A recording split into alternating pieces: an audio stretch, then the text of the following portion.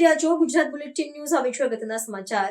ધારીના ગોપાલ ગ્રામે દીપડાના હુમલામાં માનવ મૃત્યુના પરિવારને ધારાસભ્ય જેવી કાકડેના હસ્તે સહાયનો ચેક આપવામાં આવ્યો. 5 દિવસ પહેલા દીપડાએ હુમલો કરી 5 વર્ષના બાળકનું નીપજ્યું હતું મોત. ખેતમજૂર મહેસાહિલ કટરા નામના બાળકનું દીપડાના હુમલામાં મોત થયેલ. ધારી વન વિભાગ દ્વારા ધારાસભ્ય જેવી કાકડેના વૃદ્ધ હસ્તે 10 લાખનો ચેક અર્પણ કરાયો.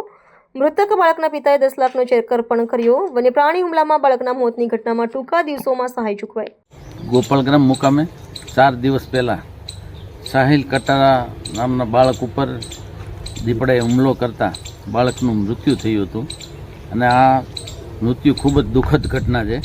આ દુઃખદ ઘટનામાં એના પરિવારને મદદ કરવા માટે ગુજરાત સરકારના વન વિભાગ તરફથી 10 લાખનો ચેક અર્પણ કરવા માટે અમે આજે ફોરેસ્ટ વિભાગમાંથી જે જ્યોતિબેન વાજા આરએફઓ અને અમારા વાઇલ્ડ લાઈફ મેમ્બર મહાવીર બાપુ અને ગામના સરપંચશ્રી અને ગામના આગેવાનો સાથે મળી અને એને મદદરૂપ થાય એના માટે 10 લાખનો ચેક આજે સરકારશ્રી તરફથી જે કટારા પરિવારને આજે આપવામાં આવે છે.